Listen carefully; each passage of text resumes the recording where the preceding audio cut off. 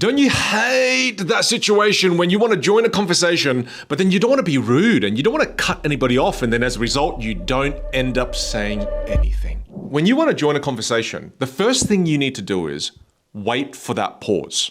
And when you notice that there's a pause, now's a great time to jump in to contribute to the conversation. Now, here's step 2. As you jump into the conversation now, make sure the words that you say next, it's relevant to the conversation that's currently going on. And usually you should reference what somebody else has said as your entry point. I'll give you an example in a moment. So again, you relate it to the current conversation. Now, you also want to keep your contribution here brief. Don't jump in now with a 14-minute TED Talk. No. Step 3. Now you give the conversation back to the group by asking a question to somebody else that's there. So say, for example, the topic is personal brand. So everyone's talking about personal brand and why personal brand is so important in today's world. Then what you do is you wait for a pause.